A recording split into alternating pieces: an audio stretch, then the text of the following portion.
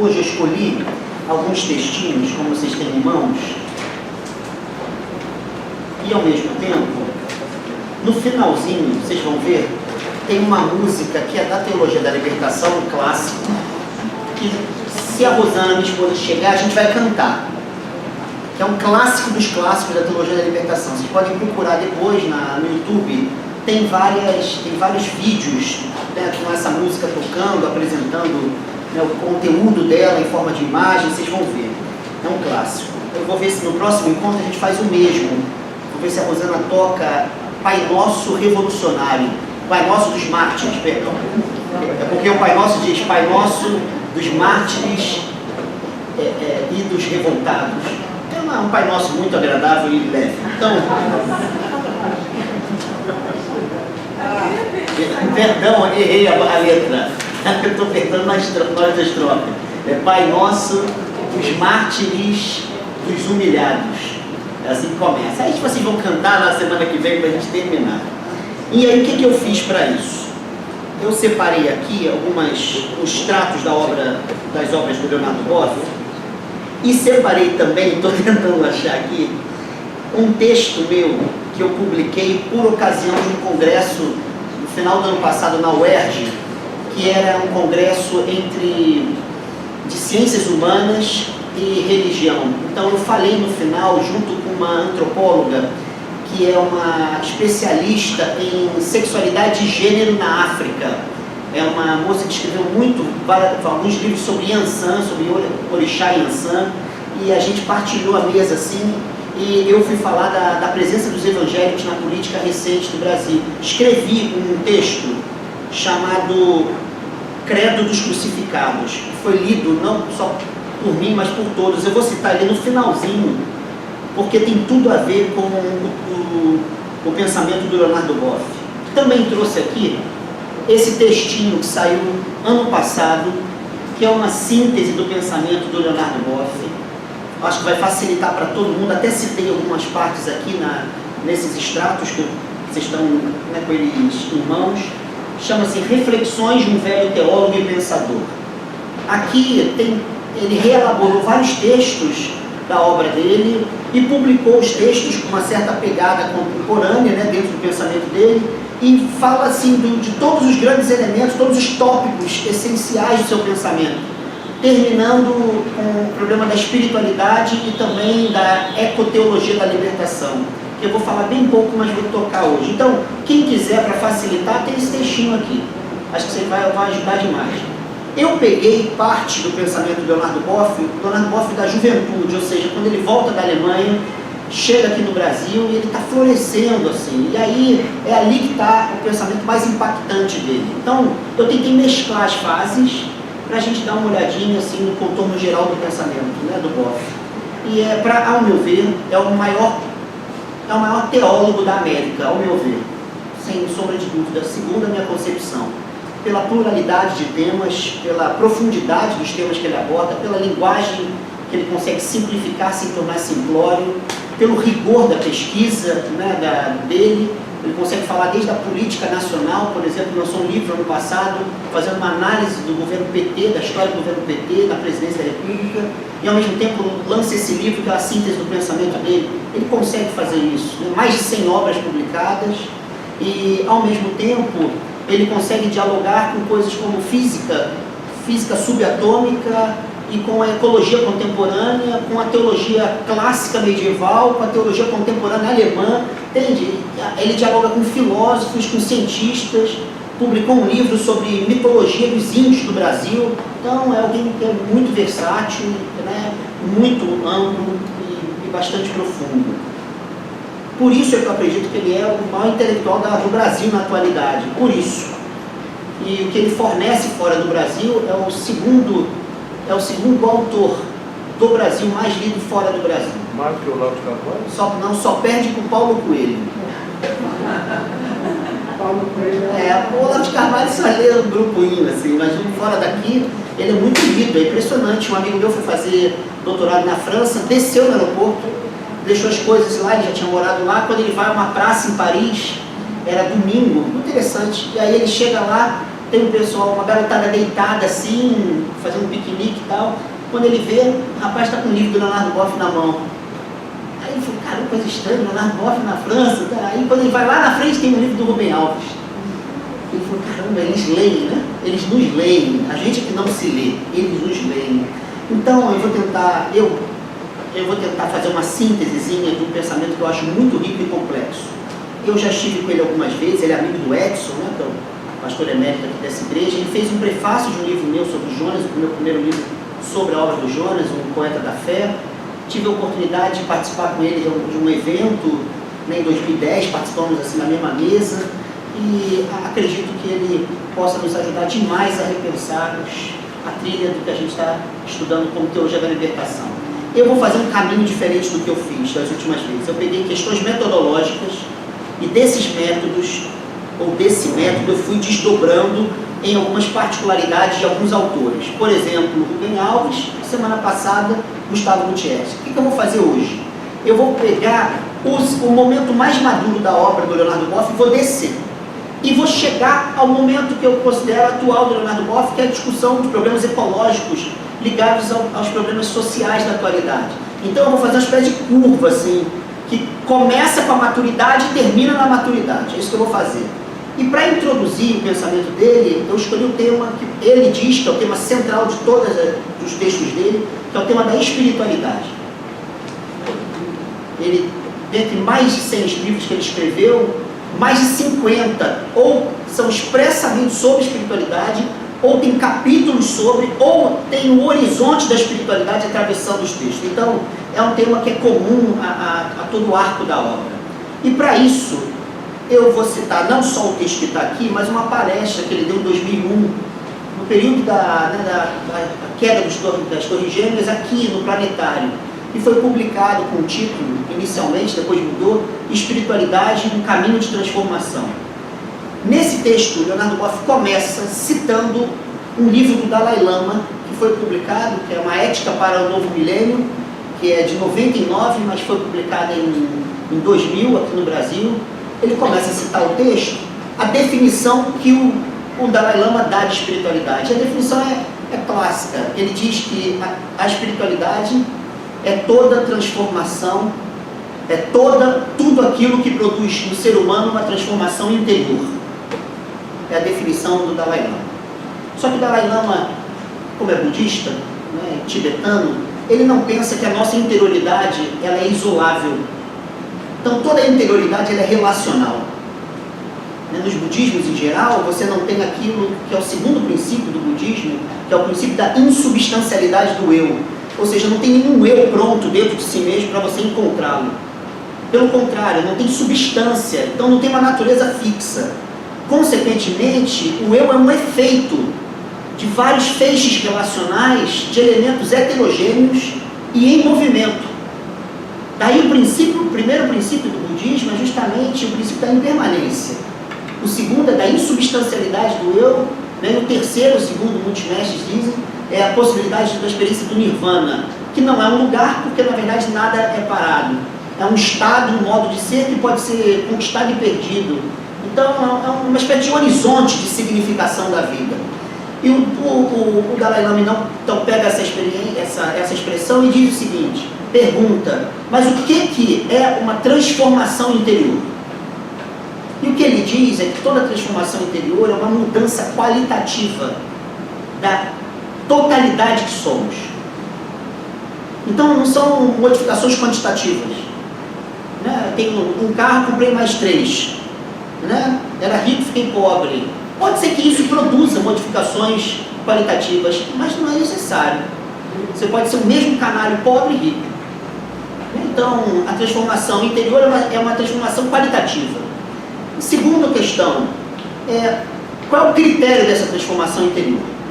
Lá, o Dalai Lama diz que o critério é uma maneira de você experimentar integralidade na totalidade das nossas relações. Estou tentando traduzir assim, porque ele fala capacidade de se intermecer pela vida, capacidade de você auxiliar seres sencientes, portanto, seres passíveis de sofrimento, que não sejam somente humanos, portanto, aquilo que né, em sânscrito se chama de karuna, que a gente traduz como compaixão, né, que não é meramente apiedamento, mas a promoção de uma transformação de seres em estado de sofrimento.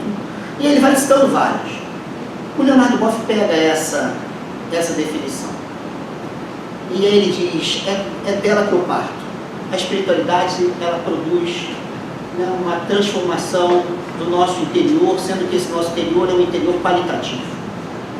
Eu traduziria da seguinte maneira, o que ele pensa naquela palestra. Ele diz, eu traduziria assim: espiritualidade é tudo aquilo que promove uma transformação qualitativa que faça a vida, na sua totalidade, valer a pena. Isso é a minha interpretação do texto dele, porque é isso que ele quer dizer. Então é uma transformação qualitativa, né, que não nasce causada de fora para dentro, mas nasce da totalidade das nossas relações, e que faz com que a integralidade da vida vale a pena. Portanto, uma pessoa espiritualizada, ela não segmenta a vida. Portanto, ela não fica acorrentada às modificações das circunstâncias. Por exemplo, a vida me é agradável, logo eu sou feliz. Poderia ser um raciocínio muito comum. A sorte me favorece, logo eu sou feliz. Mas a espiritualidade também está nas pessoas que se enlutam. Não é isso? Está nas pessoas que descobrem que tem câncer. Né? Ramakrishna, um mestre indiano, que fazia quase tudo que Jesus fez. Quase tudo, inclusive andar sobre as águas. Morreu com câncer. Jesus de Nazaré morreu crucificado. Sabe? Se a espiritualidade fosse colocar, sabe, as dádivas da vida a nosso favor, a cruz deveria ser, né, para a gente uma contradição. Jesus teria que viver bonito do início ao fim. Ontem, um texto do calendário litúrgico, né, mundial, capítulo 6 do Evangelho de Lucas, Sermão das Bem-aventuranças, e você tem lá a felicidade de quem é pobre. Pobre, pobre mesmo. Não tem nenhuma metáfora lá.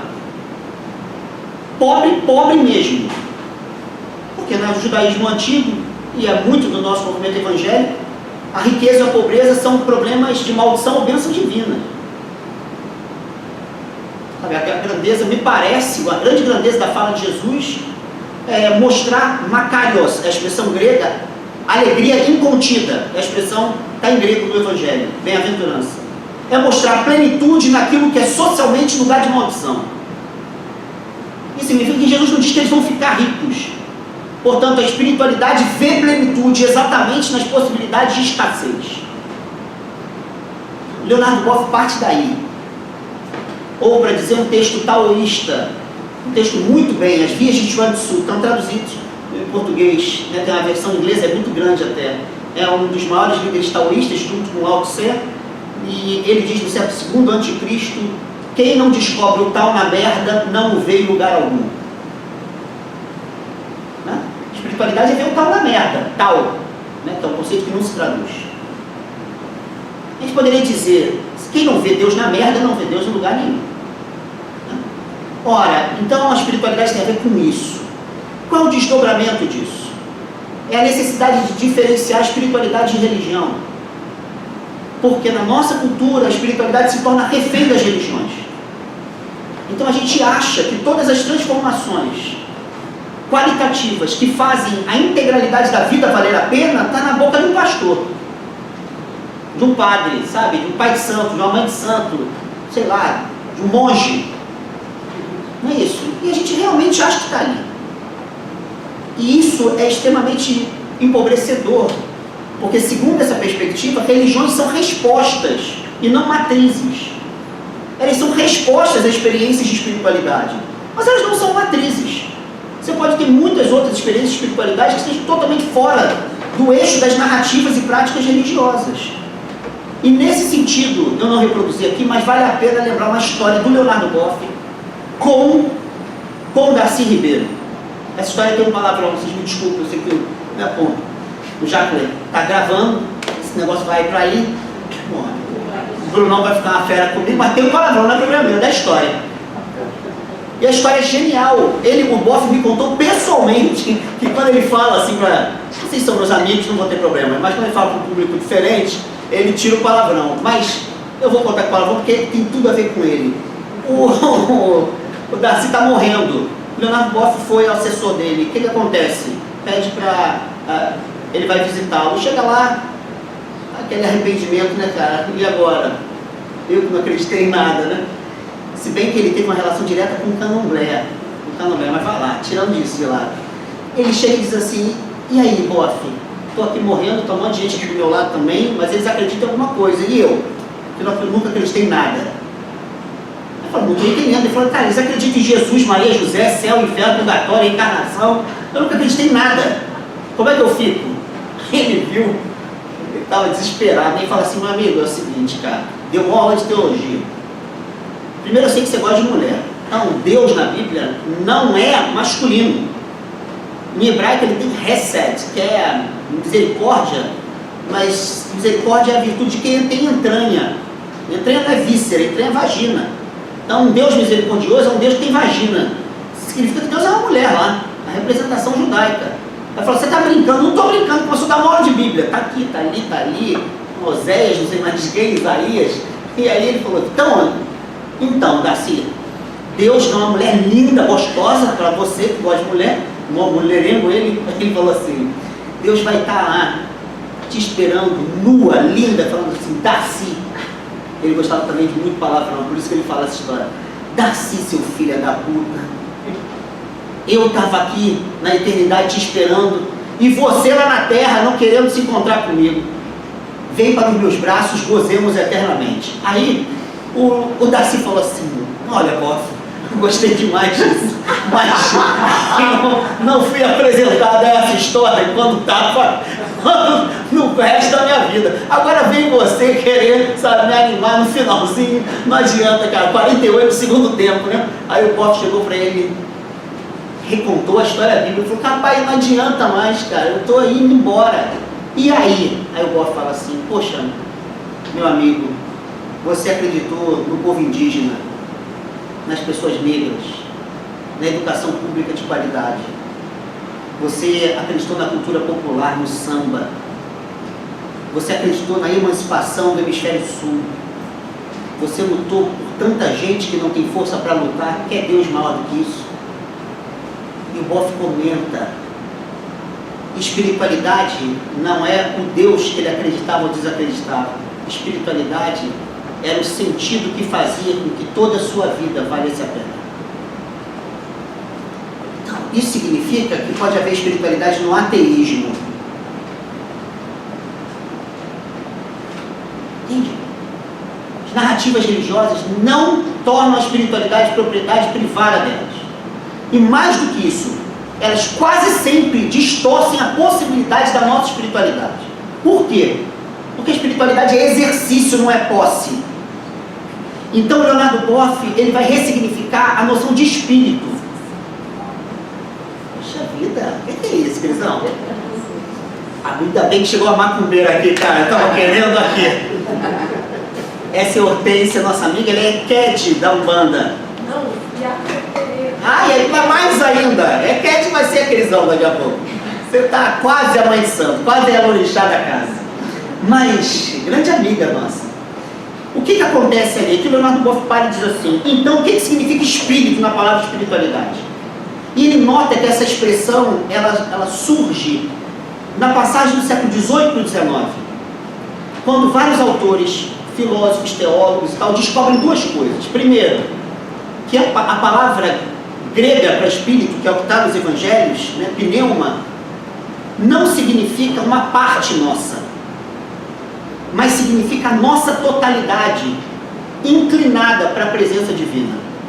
Então significa tudo que nós somos e realizamos inclinados para essa dimensão que a gente chama de Deus, de transcendência, eu não gosto muito da expressão, ou como os judeus chamam, do eterno. E mais do que isso, que os filósofos desse momento começaram a utilizar essa expressão para falar de tudo aquilo que dava unidade à integralidade do ser humano, ou seja, nós somos seres múltiplos, mas o espírito dá unidade à nossa multiplicidade. Então, tanto na tradição judaico-cristã bíblica, quanto na tradição filosófica, né, do início do século XIX, finalzinho do XVIII, as pessoas estão notando que nós não temos espírito, nós somos espírito.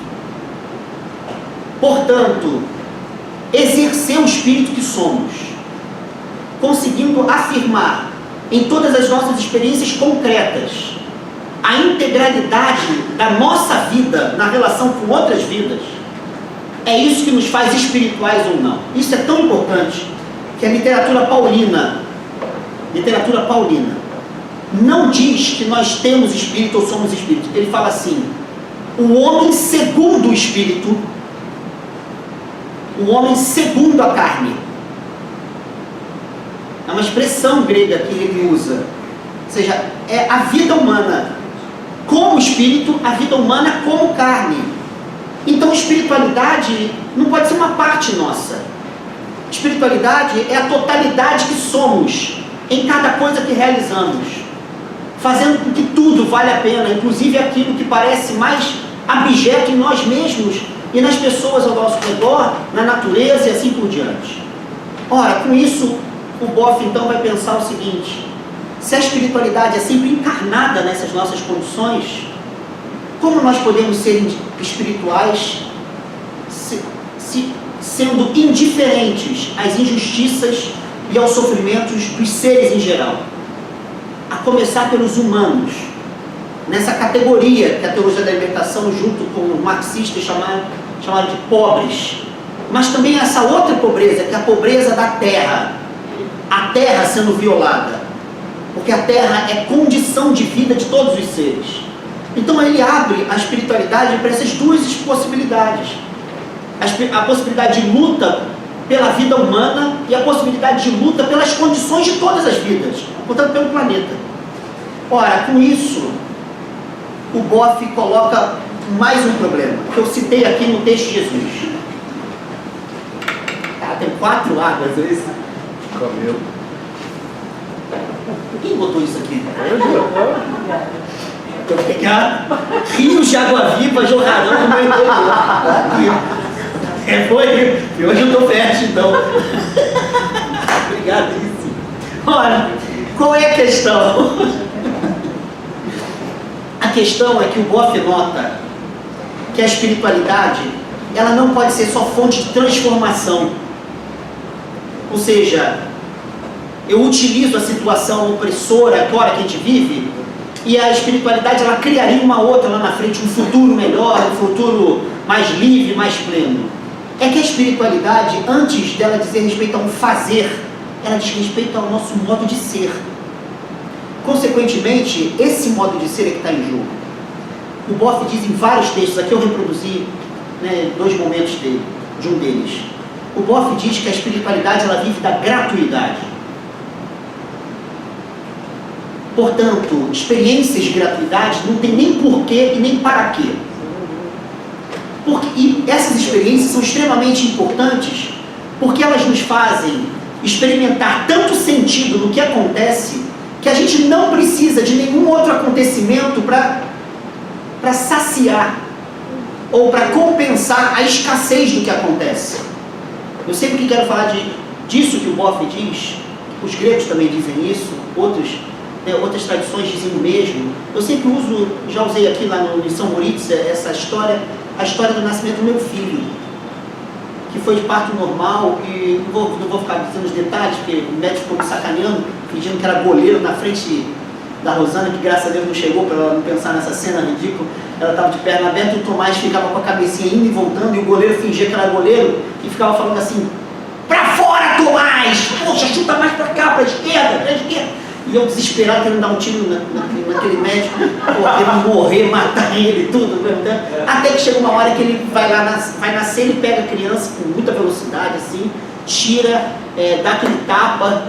Eu tenho certeza que ele aceitou na cabeça, que o garoto não ficou bem até hoje. E aí, tem algum problema? É impressionante. Certamente ele errou, pá, o garoto tá ali. Aí, o garoto chorou e tal, bota no meu colo e me coloca no ombro dela. Assim, espreme assim, vira e espreme. E ele fica segurando. E aí ele pega a criança, dá para a enfermeira né, coloca lá no cobertor e tal e leva. E aí ele fala assim para mim: pai, é assim mesmo o procedimento. Uma criança com 3 quilos na mão do pai ganha 3 toneladas. E era muito comum a criança cair quando a gente não tinha esse procedimento. E aí ou morria ou ia para CTI neonatal, UTI neonatal e tal, e dava muito problema. Então a gente fica apreensivo. E aí ele fala isso e diz assim, que ele é pai também. E a ex-esposa dele era anestesista do dia. E antes de começar eles estavam brigando por causa do filho. Então foi um papo realmente bem interessante.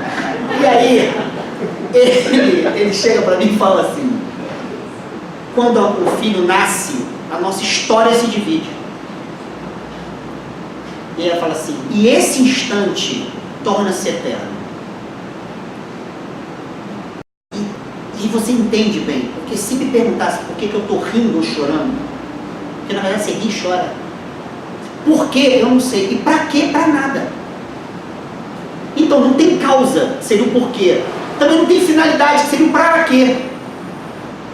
Isso significa que quando você pega aquela criança, eu estou me lixando para o céu. E nem tem medo do inferno. Por quê? Porque a vida não precisa ser justificada. Ela se justifica naquele instante de eternidade. Isso é a gratuidade. Aliás, se tem graça de Deus, é isso. Porque o resto é desgraça. Porque você sempre fica esperando depois para ser agraciado. Não tem desgraça. Mas a graça é isso. É esse instante onde as perguntas por quê e para quê não tem sentido nenhum. É como numa amizade que você reencontra um amigo depois de 15, 10 anos morando fora e você fica até de madrugada conversando sem porquê e sem para quê. Porque a plenitude é tão intensa naquilo que está se dando que ninguém olha para o relógio. Né? Ou lembrando Shakespeare, é pequeno demais um amor que faz contas. Sabe? A amizade não contabiliza o tempo, por isso é que ninguém sabe quando começou e quando termina, porque nem começa e nem termina.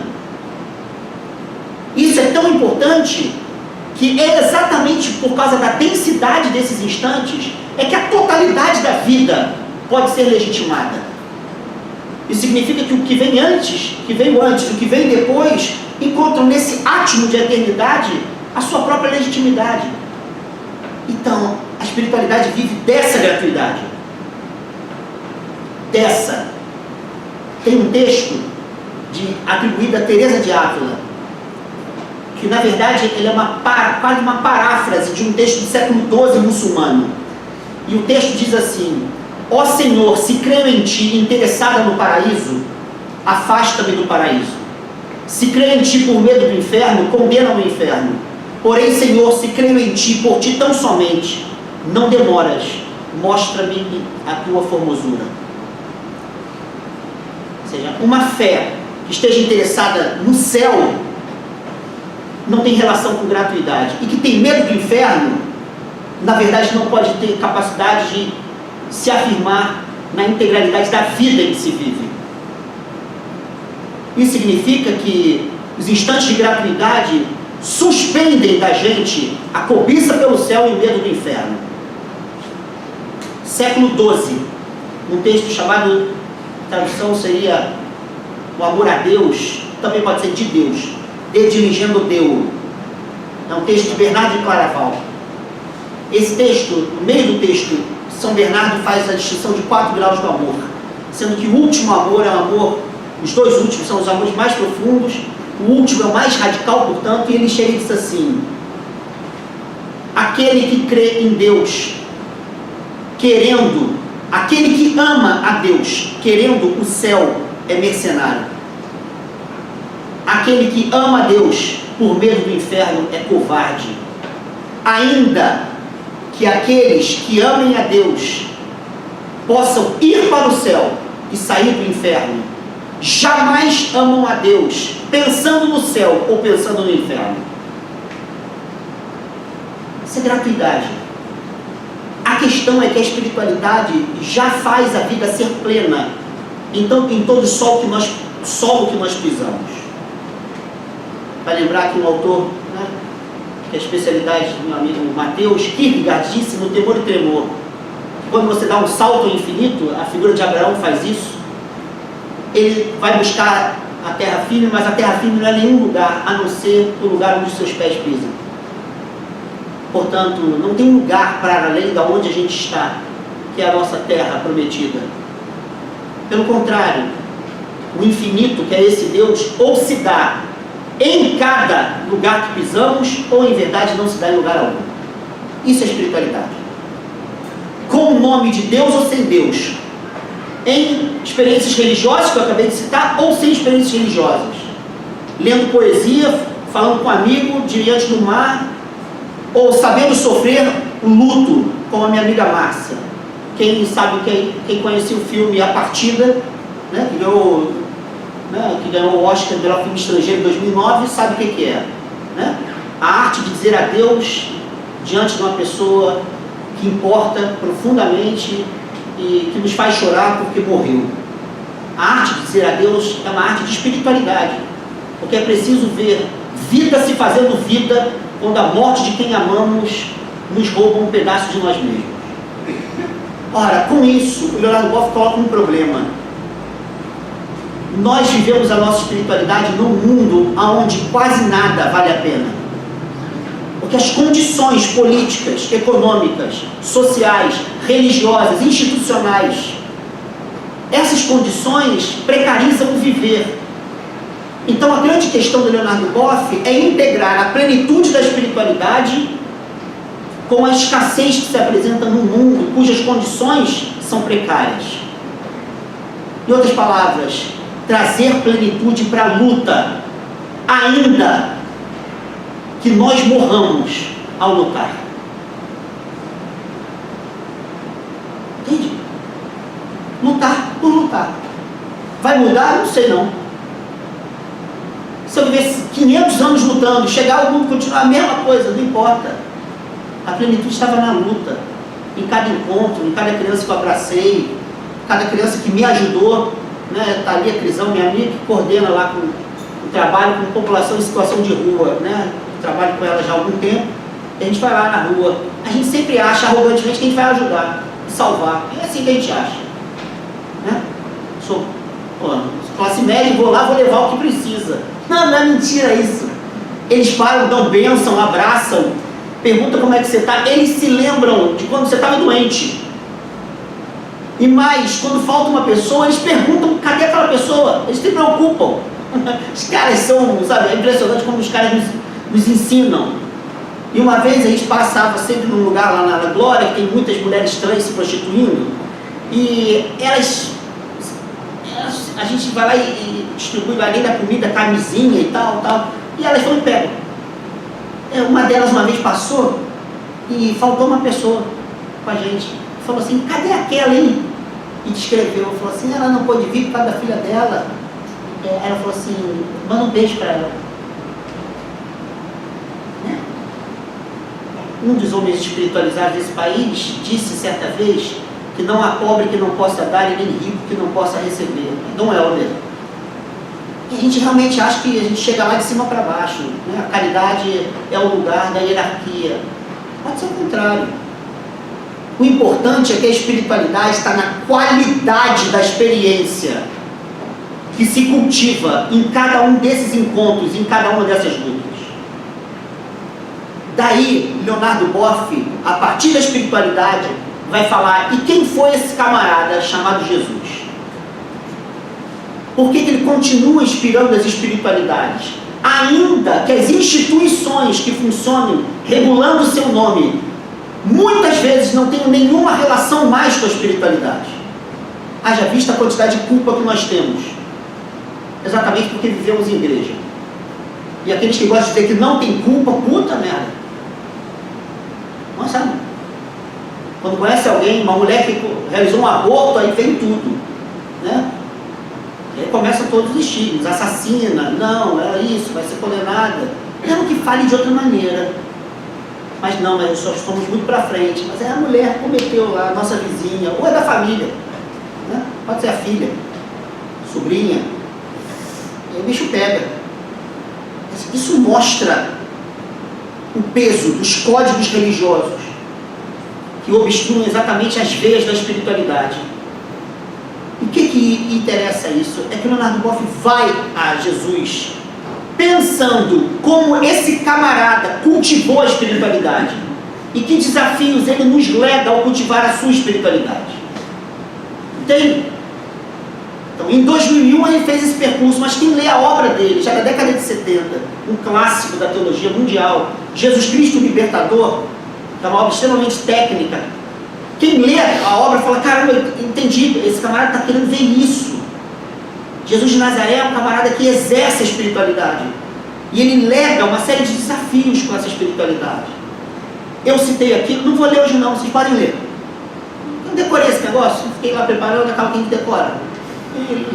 Não, é um cara que eu gosto, né? Aí acaba que esses camaradas entram na gente. É assim, aí já não sabe mais se eu estou falando de mim ou dele, é a mesma, quase a mesma pessoa. Estou reencarnando, né, o bom velhinho que está lá em Petrópolis, né?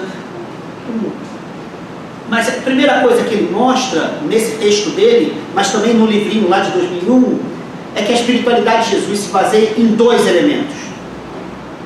Um elemento de cultivo da sua interioridade na pessoa divina do Pai e o elemento político chamado Reino de Deus. Então são dois horizontes. E que ele consegue integrar os dois.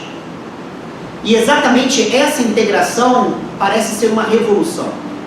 Então o primeiro elemento é Deus como Pai, que tem uma longa tradição judaica, pelo menos de Israel, menor do que judaica, e que lega a ideia de uma certa paternidade divina, e ele fica ali tentando, né, achar como é que Jesus foi lidando com essa tradição. Ele tem um livro chamado Pai Nosso, que ele comenta o Pai Nosso, dizendo que é a oração da libertação integral, é o subtítulo. E lá ele para e fala assim, por que a expressão Pater Remon em grego, Pai Nosso, ela é tão revolucionária? E ele mostra na história de Israel, eles flertaram alguns profetas com a noção de pai, mas não era bem isso que estava em jogo. E o que ele diz lá, e também nesse texto de 2001 aqui, Jesus usa uma expressão aramaica Abá, que é um diminutivo carinhoso, que todo mundo que estuda teologia sabe disso, que é como a gente fala assim, ai cara, minha mãezinha querida, vozinho, né? Vozinho, paizinho, né? Esse diminutivo não é depreciativo, mas tem a ver com intimidade. E que Jesus se refere a esse pai sempre sob o modo da intimidade. Isso significa o seguinte, segundo a leitura do Boff. Primeiro, a retirada de Deus do trono da transcendência. Ou seja, a gente sempre pensa Deus como um ser de transcendência. A gente nunca pensa Deus a partir da noção de relação. E o nosso modelo cristão de Deus, baseado em conceitos muito gregos, aí as coisas se perdem mais ainda. Porque nas relações de intimidade, isso significa que os relacionados se modificam na relação. Dando mais um passo. Na relação de Jesus nos evangelhos com o Pai se transforma na relação. Isso significa que se os judeus chamavam Deus de eterno, não é porque ele nunca se modificava, é porque ele sempre perseverava em meio às suas múltiplas modificações. O Deus de Jesus, ele muda. Então essa ideia de que Deus é imutável é uma farsa do evangelho. Porque essa é uma farsa a partir de uma interpretação que os cristãos tiveram de matrizes que não tem nada a ver com o mundo bíblico, que são as matrizes gregas. Mais ainda, o Deus de Jesus de Nazaré, segundo as parábolas, por exemplo, bom samaritano, é um Deus que se compadece. Isso significa que é um Deus, para usar a expressão que o Edson gosta muito, que não é apático. Então, em Jesus, Deus é teopático, ou seja, ele é afetável por nós. Deus se torna outro a partir dos outros que nós somos. Isso acaba um pouco com essa noção de coerência teológica. Ah, mas isso não tem nada a ver com a ortodoxia. Porra, tá de sacanagem com a minha cara? Tem nada a ver com a ortodoxia? Ah, porque não é coerente um Deus que assim... Não, mas não é para ser coerente mesmo, não. Um Deus coerente é um chato de galocha, arrogante. Sabe, a gente cai nessa empáfia De um Deus que é sempre o mesmo? Porra, um Deus que foi engessado? Não tem nem mais gesso. Eu tenho até bota lá quando eu torço meu pé. Não tem mais aquela porcaria. A gente gosta de gesso. Se fosse o Rubem Alves, ele falaria assim: a gente gosta de transformar as asas divinas em gaiolas. Sabe? A gente adora essa merda. E fica vomitando o conceito. Uma vez, o meu primeiro livro, eu escrevi, eu tinha 21 anos. Publiquei em 23, sei lá, 24. Aí era sobre Heidegger, verdade, Heidegger. Eu discuto lá com alguns teólogos e tal, e filósofos e tal. Aí me chamaram para eu dar uma palestra num evento de teologia do Bennett. Que não existe mais, né? Não sei qual sabe da história. Mas aí estava lá eu e um cara que era um pastor teólogo metodista que morreu. E morreu silenciado, porque o bispo não gostava muito dele. Porque ele era incoerente, um cara muito coerente. E aí a gente sentou lá, Valdemar, ele chegou para mim e falou assim: Alexandre, não começa com essas heresias não, quem te chamou fui eu. Aí eu falei para ele: mas Valdemar, eu não sou herege não, cara, são os textos.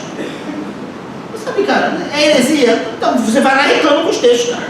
E aí eu cheguei lá e falei sobre esse conceito de verdade, e disse que no mundo bíblico, em hebraico, você tem duas grandes palavras para verdade: Emet e Emuná, que significam mais ou menos fidelidade, confiança, algo do gênero. Portanto, é um modelo matrimonial de verdade, é um modelo de relação de fidelidade, de entrega. Então, verdade não é uma teoria, não é uma doutrina, é uma relação.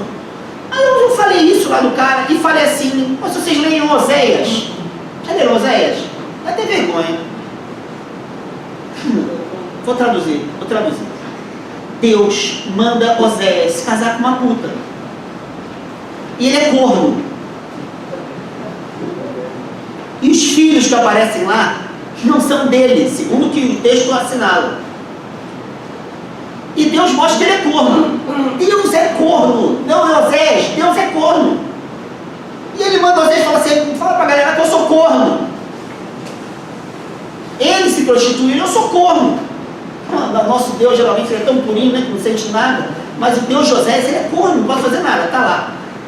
Isso significa, cara, que você tem aí um critério de verdade, que é um critério baseado na ideia de matrimônio judaico, que pressupunha, por exemplo, não vou voltar ao assunto da semana passada, mas vai lá, não vou, mas que pressupunha, por exemplo, a poligamia ou concubinato, coisas do gênero. Mas tá lá. Aí eu estou citando isso lá e disse assim: pô, mas Jesus de Nazaré, lá no Evangelho de João, ele diz que o Espírito sopra onde está afim. Aí eu falei assim: gostaria de dizer para vocês o seguinte, eu queria que vocês pensassem no Espírito Santo soprando agora. Lá nessa época não existia pessoas trans, era tudo travesti, então eu falei na linguagem da época. Ele soprando numa travesti com HIV, candomblessista de rua, sem fazê-la cristã. Geralmente a gente acha que vai soprar lá para ser igual a gente, não precisa ser narcisismo. E aí, quase que eu tomei um tiro. Eu sou, não, por quê? Porque isso é incoerente. Aí eu falei: então ele não sopra onde ele quer, ele sopra onde vocês querem. Onde é que vocês querem que ele sopre? Fala aí pra mim. Isso significa que a relação de Jesus com a pessoa do Pai é de uma intimidade com um ser que está em aberto, porque ele mesmo se modifica ao longo da relação. É um Pai extremamente amoroso, misericordioso, compassivo. Ele está na cruz, recito Salmo 22. Por que me abandonaste? É um Pai que abandona no final. A relação é isso. Portanto, na espiritualidade de Jesus, para usar uma expressão filosófica, Deus é devir, Deus é transformação. E se transforma com o curso da nossa história. Portanto, uma fé coerente tem que ser uma fé em mutação.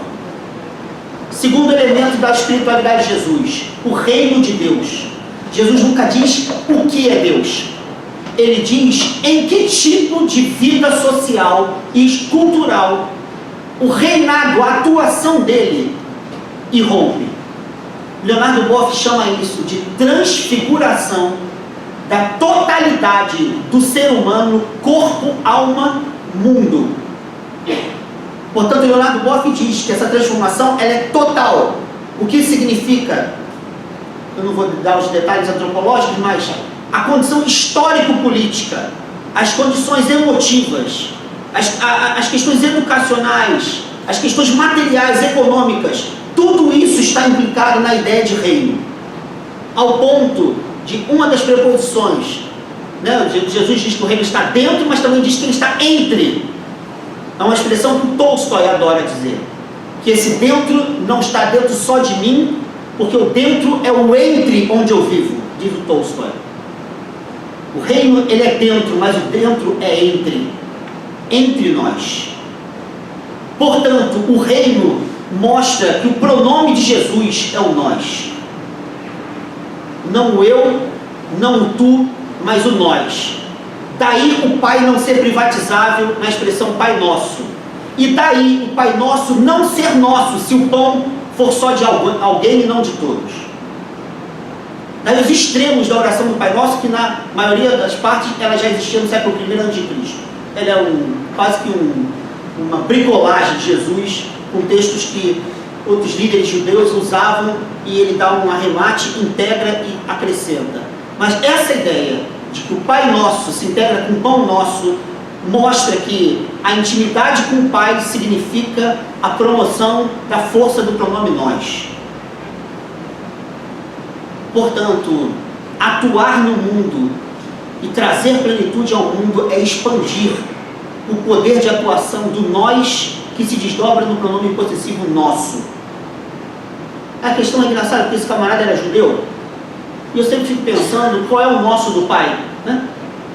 É uma coisa que o Boff também fala. Ele está falando do Pai Nosso, do Pai de quem? Dos cristãos? Né? Falando de quem? Chegou a Hortência ali, né? Um bandista. Não, não pode, porque o nosso é só da gente. É só da gente. Não dá, tem que rir da cara disso. Sabe? Isso é uma palhaçada. Não pode ser sério isso. Né? Aí tem aqueles encontros ecumênicos. Eu quase não vou mais, não tenho mais paciência. É um encontro narcisista. Aí todo mundo quer saber o que a gente pensa igual. Sei lá o que eu penso igual a você. Eu para estar com você não pensar a mesma coisa? Pô, eu não quero pensar a mesma coisa, é a primeira coisa. Eu não quero ser coerente comigo, essa é a segunda coisa. E a terceira coisa, para eu estar com você, eu preciso saber antes de tudo o que você pensa. Se é nosso, não tem narcisismo. Significa que quando eu celebro lá com outra mãe de santo de 15 dias, um culto lá afro-cristão, que tem entidades, as pessoas falam assim, você já está passando o limite, mas qual é o limite? Se o Pai é nosso, qual é o limite? Isso tem que ser levado a sério. Há uma entidade que vem lá de Aruanda, ela não pode, mas é um ancestral. Em Israel, Deus é Deus dos ancestrais, de Abraão, de Isaac e de Jacó. São ancestrais. Aí eu chego lá e falo, não pode, por quê? Porque é minha tradição. Mas a gente tem que trair essa tradição. Porque a espiritualidade não nos faz cativos de passados que não nos permitam criar.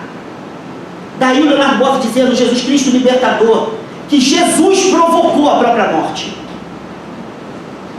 Que a vida de Jesus é uma provocação. Provocar em latim é você chamar para fora mesmo. É você chamar, extrair. Quando você pega os autos do processo de Jesus, segundo a lei judaica, ele é o pior dos hereges. E segundo a lei romana, ele é um criminoso político. Em todos os atos, ele provoca uma tradição que petrificou a força transformadora do pronome nós. No farisaísmo, entre os saduceus, no clérigo do templo de Jerusalém. Sabe? E a gente está preocupado com o escândalo. Como assim? Mas contar a história minha, eu falo de mim, é só porque eu não falar a história de outras pessoas que eu conheço para ninguém se sentir ofendido aqui. Então é minha. Pode ser que seja de outro, mas eu boto meu nome aqui. Vocês não ficarem nervosos, falar assim, pô, ele falou de um cara que eu conheço. Não, sou eu. Não, vocês também conhecem, né? Então, uma vez eu estava. Tem duas pessoas que estava celebrando um negócio lá e eu chamei o pessoal lá da Umbanda, e também era do Candomblé. e falei, vamos falar da relação entre Exu e Jesus. Porque todo mundo acha que Exu tem a ver com o demônio, tá? Diabo, essas bobeiras. E Exu é um orixá que significa só. Movimento e comunicação, só, não significa mais nada. Aliás, e na tradição Queto, ele sequer tem relação com o bem e mal, eles não tem nem essa dicotomia. Então eu chamei lá pra gente falar. Mas eu pedi pra entidade lá, da Umbanda, que tem nada a ver com a Candomblé, falar de quem é Jesus em Aruanda. E a gente ia contar uma narrativa, um mito do Candomblé, falando de Exu, que nesse Itã ele é filho de Iemanjá. E aí eu ia tratar disso nos textos bíblicos, do tema. Cara, a gente propôs uma encenação do mito. Então o mito vinha lá, né, Iemanjá e tal. Eu estava celebrando, a mãe de Santa estava lá contando um mito maravilhoso. A filha dela não é filha de santo, não. A filha também de santo, mas é a filha, vou usar essa expressão ruim, mas carnal. Chegou lá na frente de Iemanjá, e ela é filha de Iemanjá de fato no Candomblé. E começou a passar mal lá na frente. Acho que a Júlia estava, não? Estava, né, Júlia? E aí começou. E aí a mãe de santo falou baixinho para mim. E Iemanjá está querendo vir. Na frente do altar, estava lá o pão, o vinho. Eu falei para ela, minha filha, Jesus comeu a Eucaristia com o traidor dele, não vai comer com o Iemanjá? Deixa ela vir. Deixa essa mãe vir aqui. A igreja dela, ela veio. Estou arrepiada aqui. E foi cada pessoa que ninguém conhecia. E abraçou cada filha de Iemanjá. E as mulheres que estavam ali sabiam que eram filhas. E ninguém sabia. Depois nos deu um abraço e desvirou, como eles falam. Que se manifestou no mito, contando o mito. Sai de lá, uma amiga falou assim, Alexandre, que experiência. Começou um chororô. A galera do Candomblé, porque sabe que aquilo só acontece num espaço muito circunscrito. A galera do Candomblé chegou e falou assim para ela, para mãe de santo, mas isso foi numa igreja. E o Iemanjá não pode fazer isso. A mesma babaquice cristã, sabe? Eu não vou falar o que eu mandei ela dizer para ele, não quero. Foi palavras delicadas, mas eu cheguei para ele depois, para essa pessoa, e falei assim, rapaz, Iemanjá quis aparecer. Talvez seja para dizer que os orixás e Jesus estão de mãos dadas, como Jesus falou no Pai Nosso. Um Pai Nosso com a mão fechada não pode ser nosso. Esse nosso tem que caber todo mundo. Se não cabe todo mundo, não é nosso. Então me desculpa esse economismo blasé, sabe? Esse economismo burguês, onde todo mundo tem que pensar a mesma coisa para poder estar junto. Se eu precisasse disso, eu não estaria com minha esposa. Eu não sei nem o que ela pensa. Também não quero saber. E quando ela pensa, ela deixa não o que eu penso. E aí eu já começo a rir. E ela também. Então a gente, pronto, a gente pode estar junto exatamente pensando o contrário. Que caminhada pequena é essa quando todo mundo tem que convergir porque é o mesmo? Não pode ser sério. Jesus está dizendo isso segundo Leonardo Boff. Ele morreu porque provocou tanto a religião quanto a política do seu tempo com a hegemonia que ele quis fundar do nosso no lugar do eu e do tu, do meu e do teu. Portanto, um reino que é de Deus é o império do pronome nós. Qual é a questão disso? É que fazer teologia não é somente ficar fazendo essas narrativas que a gente está dizendo isso. É experimentar na concretude das nossas relações, desses nós que nos atam, mas não necessariamente nos prendem, exatamente os lugares onde essa espiritualidade tem que trabalhar para que essa plenitude possa surgir como uma realidade efetiva entre nós. E Leonardo Boff vai dizer que então nós estamos no tempo onde a Terra tem que ser o eixo da nossa espiritualidade. Eu não vou dar aqui os detalhes disso, são muitos detalhes. Ele pega desde astrofísicos até cosmólogos, né, por exemplo, russos, e cita, mas eu só vou citar a expressão que ele tira do primeiro cara que inventou, foi o cara que inventou a palavra ecologia, que é um pensador, Ernest Haeckel, que disse na passagem do século XIX para o XX que a ecologia ela é o estudo das inter-relações dos seres vivos, sobretudo animais, entre si e com o meio. O que acontece é que, segundo Leonardo Boff, essa definição já traz consigo algo extremamente oneroso, que é parar de pensar os seres da vida como átomos estanques. Na vida não há ilhas, só há teias.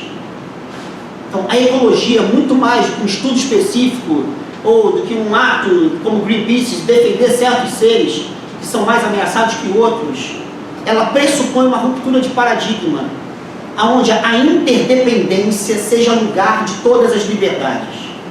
Pronome nós. Não mais entre humanos somente, mas entre todos os seres que compõem o tecido da vida. Portanto, isso dilata exatamente a noção do Pai Nosso de Jesus, porque esse Pai Nosso tem que integrar a barata, sabe?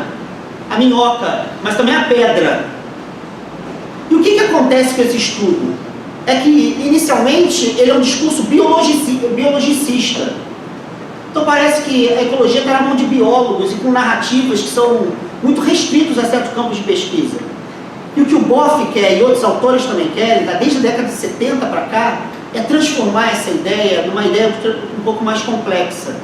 É pensar vários níveis da ecologia. Por exemplo, um dos níveis é chamado ecologia mental. A gente vai ver isso semana que vem. Por exemplo, o modo como nós pensamos. Por incrível que pareça, a gente acha que são bobeiras, não é um detalhe não. O modo como nós sentimos, alguns autores chamam de ecologia afetiva. O modo como nós sentimos.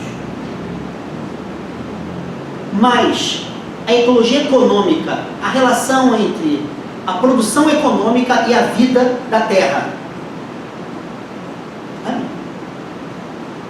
O nosso modo de produção é hegemônico, né, que é o capitalismo agora tardio, né, um liberalismo com neoliberalismo extremamente danoso, né, vê os seres como recursos. E nas empresas, agora mudou a expressão, mas não mudou o conceito. Existem recursos humanos. Ou seja, quem vê a vida como recurso, não precisa mais falar nada. E mesmo quando a gente fala em sustentabilidade, parece que os recursos a gente pode usá-los eternamente. Basta garantir a sua própria reprodução. Não, peraí. O problema é justamente outro. É como pensar a articulação dessa multiplicidade a partir de enfoques distintos para pensar a saúde da Terra. Então, expandindo a linguagem médica da saúde da doença, pensar a saúde do todo nas suas múltiplas relações. A Terra está doente. Então, o fundamentalismo político ou fundamentalismo religioso, aliás, expressão que nasceu na igreja presbiteriana estadunidense entre 1909 e 1915. Portanto, fundamentalismo é um problema protestante. Então, fundamentalismo é um problema ecológico, porque a vida adoece. A vida adoece. E mais, segundo a visão desses ecólogos e dele mesmo, do Boff, quando você pensa essa multiplicidade integrada como sendo esses vários sistemas ecológicos se interpenetrando, o nosso lugar na Terra nunca é acima de. A gente usa essa expressão, vai falar sobre o quê? Sobre o Leonardo Boff, parece que eu estou acima. Toda a nossa ciência é baseada nesse olhar, que a gente está por cima de, falando. Né? Leibniz tinha essa expressão no século XVII, né? Vendo do ponto de vista de Deus. Porra, tá de sacanagem. Parece primeiro que Deus está fora, né? A primeira coisa. E depois parece que eu posso estar fora. A gente não fala a partir de, a gente fala sobre. Olha que arrogância das ciências. Então, esse falar a partir de começa agora a ser um paradigma importante a ser levado em conta. Por quê? Porque o problema ecológico, primeiro, ele é um problema de automanutenção das condições da vida presente e futura. Segunda questão extremamente importante é que os nossos paradigmas teológicos não dão conta das exigências ecológicas. Acabei de citar um. A gente diz que Deus criou, né, criou todas as coisas. E ele foi brincar, estava de bobeira. Aonde? Num trono. Essa é uma visão extremamente estúpida. Nessa ideia, primeiro, de que o cosmos está em movimento, portanto, em cosmogênese. E se você recoloca, segundo Boff, a própria tradição cristã, não no modelo da apatia desse Deus transcendente, mas da teopatia desse Deus que sofre com o curso do mundo, o que vai acontecer é que é necessária uma espiritualidade que veja Deus nascer no cosmos. Por exemplo, Teilhard de Chardin. Teilhard de Chardin diz que o movimento evolutivo do cosmos, ele une, só vou dizer só isso aí, Teilhard de Chardin é muito complexo, mas ele une dois elementos. A cosmogênese, ou seja, o cosmos se gerando e se reinventando, e segundo elemento, a cristogênese. Quando você tem em livros, por exemplo, como Apocalipse, e também o Evangelho de João, a ideia de que no Apocalipse Cristo é alfa e o ômega. Portanto, Cristo é anterior a Jesus e posterior a Jesus. Evangelho de João, antes do mundo ser, eu sou. Portanto, o verbo é anterior ao próprio mundo. O que alguns autores chamam de Cristo cósmico. Quando você tem essa ideia, que está nos evangelhos, na Bíblia, está no Evangelho, acabei de citar um. Quando você tem essa ideia, isso significa o seguinte: Evangelho de João, prólogo. No princípio era o verbo estava com Deus, o verbo era Deus. Aí depois, por meio dele, todas as coisas foram criadas. Portanto, ele é anterior à criação. Isso deu muito problema na história da igreja e tal. Mas o que interessa aqui é que, se esse cosmos está em movimento, e ele é sustentado por um Deus que não é indiferente ao seu movimento, também Cristo se inventa com o movimento do cosmos. Daí Teilhard de Chardin falar que a cosmogênese abre espaço para uma cristogênese.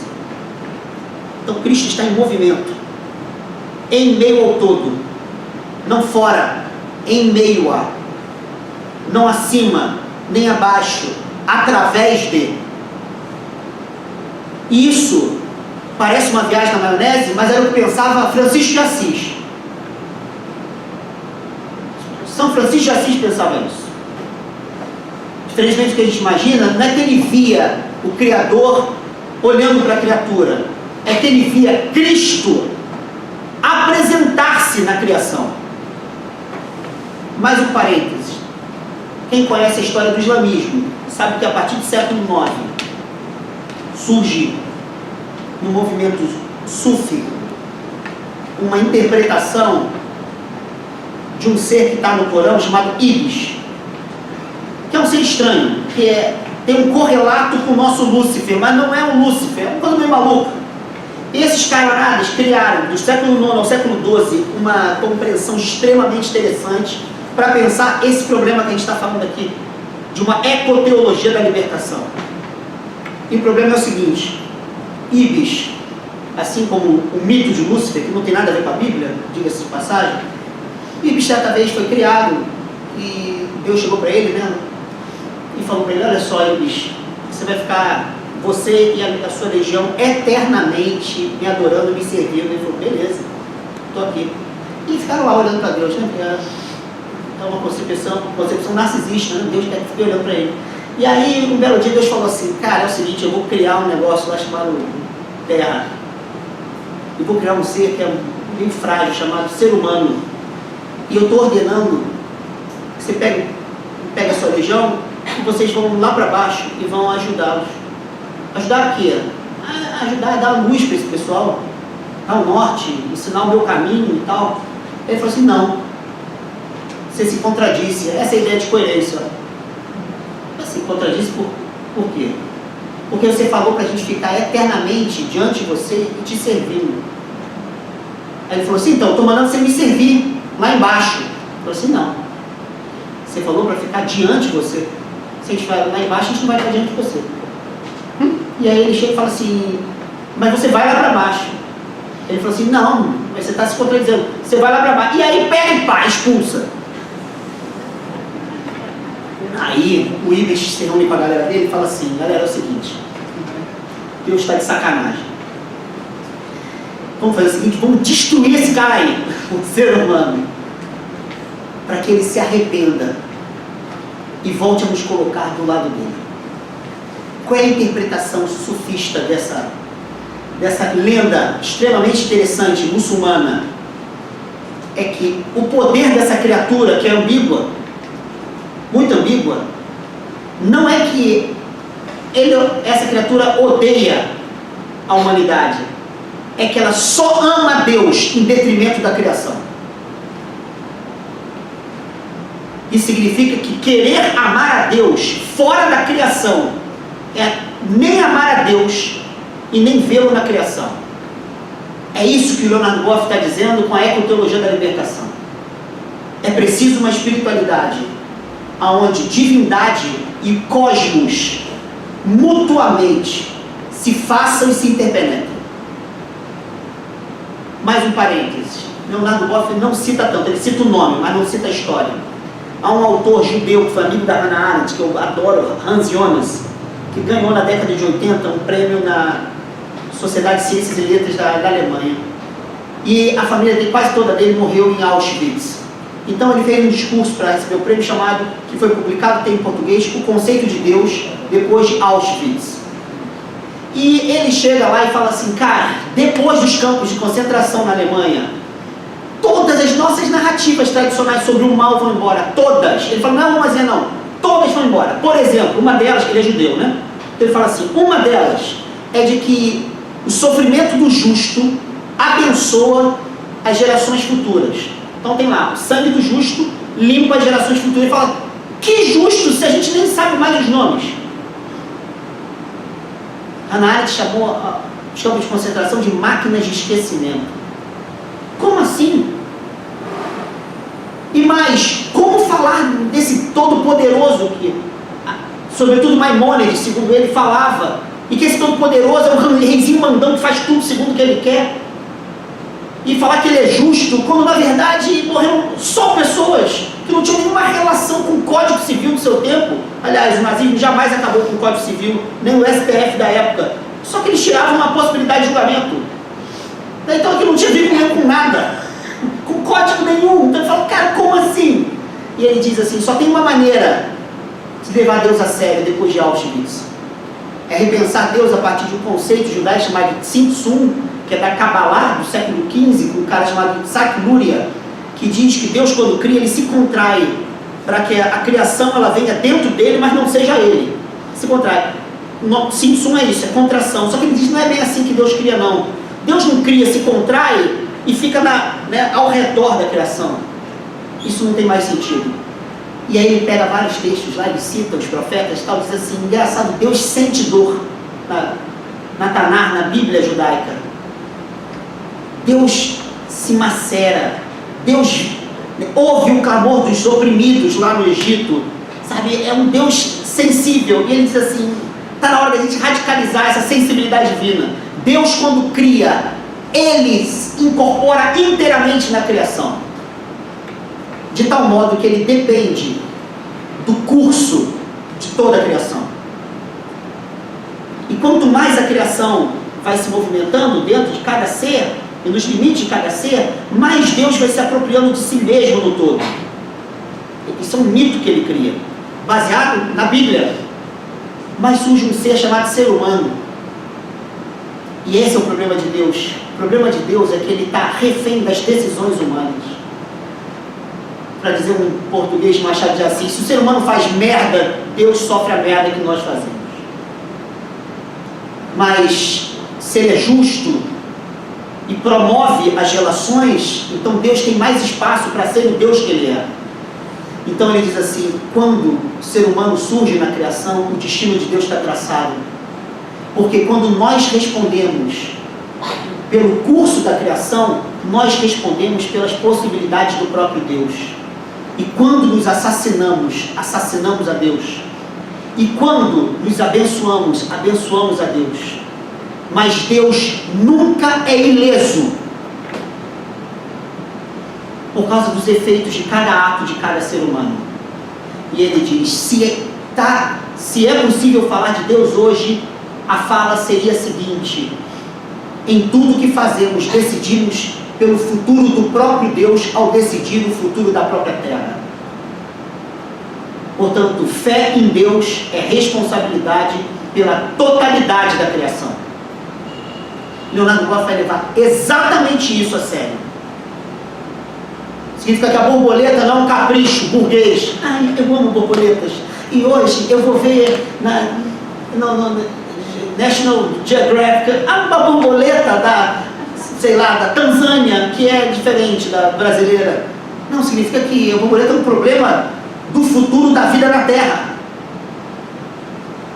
Portanto, é um problema teológico.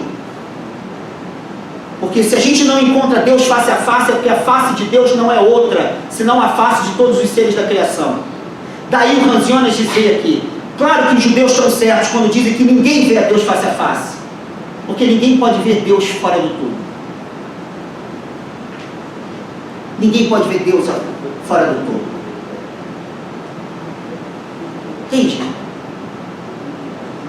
Com isso, e termino aqui, Leonardo Boff coloca o problema da ecoteologia da libertação. É pensar a categoria da pobreza em vários sentidos. Vários sentidos. Em todos esses sentidos, a vida está sendo escassa, aonde ela pode ser plena. Então ele diz, no racismo, a vida é pouca. Na homofobia, a vida é pouca. Nos feminicídios, a vida é pouca. No assassinato das baleias no Pacífico, a vida é pouca. Na favelização de grupos sociais, a vida é pouca. Nas hierarquias entre gêneros, a vida é pouca. Uma espiritualidade que experimenta a plenitude daquilo que não tem porquê e para quê, funciona como um mecanismo de transformação dos lugares aonde a plenitude ainda não acontece. Portanto, eu diria assim, como intérprete meramente do Leonardo Boff, eu diria o seguinte: o que interessa para o Leonardo Boff não é a vida que receberemos num futuro distante, nem após a vida. Ele diz que isso existe, mas não é esse nosso problema. O nosso problema é que possibilidades espirituais que temos de experimentar a vida que vale a pena em todas as vidas que fizeram historicamente com que não valessem a pena. Entende? Ver Deus em todas as coisas é ver Deus como negativo de uma realidade que nega todas as coisas. E se nós servimos a um Deus que ele é um negativo de uma realidade que nega, é se envolver com cada coisa para que possa ser espaço de plenitude. Nada mais, nada menos. Ou, para lembrar Teilhard de Chardin, o verdadeiro culto daquele que segue a Jesus não é parar para rezar, é parar para ver Deus nascer e nos solicitar em cada ser que nos interpela a cada hora. Era isso.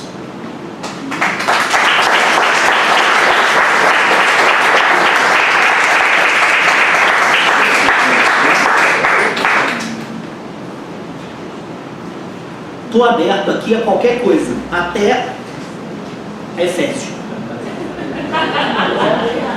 Me falaram, não me lembro se a moça está aí. Oi? A música tem a Rosana. Ó, antes da gente discutir então, eu vou ler depois no credo final, a Rosana chegou junto com a Vitorinha. A gente vai cantar a música da Teologia da Libertação. Todo mundo vai sair daqui feliz, hoje vai dar abraço, vai dar dinheiro pro Bruno que está aqui querendo. Então, gasofilaço. A gente vai cantar Seu Nome é Jesus Cristo, que está aqui, ó. O clássico hino da Teologia da Libertação. Cadê? Vitorinha, elas vão cantar, quem souber vai puxando. Quando cantar a primeira vez, quem não conhece vai saber, o ritmo é fácil, gostoso, e a gente canta junto. Eu não vou cantar porque senão o Espírito Santo vai embora, porque eu não tenho voz para isso. Mas a gente vai.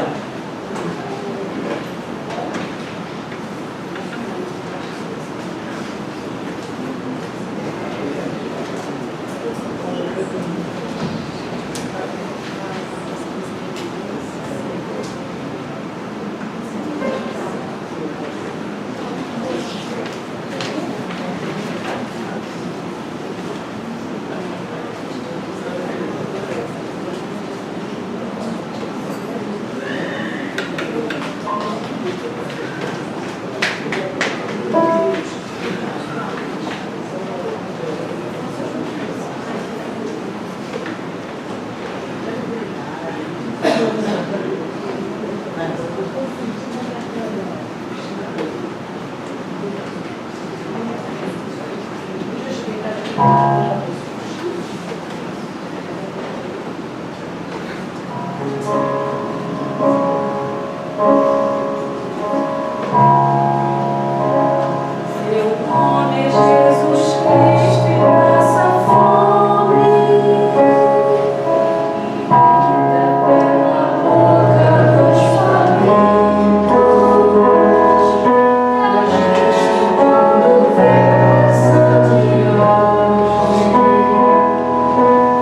vezes pra chegar depressa e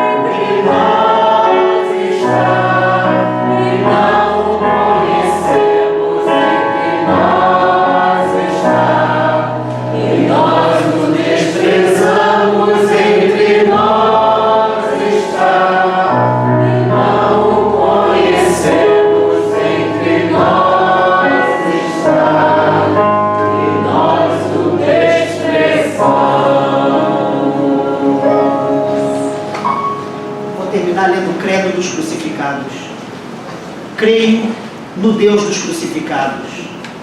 Deus que sofre as marcas da injustiça na violência sofrida por todos os injustiçados. Deus que morre nos assassinatos de todo mundo. É flagelado junto aos homens e mulheres torturados. Ressuscita na revolta de todo aquele e aquela que diz não ao que nega o seu direito à vida. Suspira e soluça no choro de cada vida massacrada pela miséria. É humilhado pelos estigmas mais diversos. Geme na dor das pessoas homossexuais que sofrem homofobia. Sangra na pele de cada mulher que é alvo de misoginia. Agoniza nas favelas de todo o planeta, quando pessoas empobrecidas são objetos de ódio, de balas nunca perdidas, da exclusão econômico-cultural que reedita a velha senzala que ainda não fora superada. Morre a cada vez no genocídio de índios e de pessoas negras que atravessa a história e condiciona as páginas do nosso caminho desde a criação desta nação. Sente medo por ser abandonado nas calçadas das grandes cidades e é desfigurado na face anônima de cada adulto e de cada criança que sobrevive nas ruas. É aniquilado em cada ato de intolerância religiosa que nega a grandeza dos orixás, a beleza dos guias da Umbanda, a sacralidade de todos os livros religiosos em nome da monotonia da verdade única da fé cristã. Creio no Deus dos crucificados, não no Deus dos exércitos, das armas e do medo, mas no Deus da paz de Jesus de Nazaré. Deus que é crucificado para que não aceitemos novas cruzes. Deus que é assassinado para que rejeitemos as armas, a injustiça, a discriminação e a miséria, que sempre assassinam e destroem vidas. Deus que é torturado para que abominemos qualquer tortura. Deus que fora odiado para que não fabriquemos práticas e discursos de ódio. Creio no Deus dos crucificados e por isso rejeito o Deus dos carrascos e dos crucificadores. Daí Leonardo Boff dizer: ressuscitar não é nascer em outra vida depois desta vida. Ressuscitar é deixar a vida ser vida em qualquer forma de vida. Creio no Deus dos crucificados. Amém.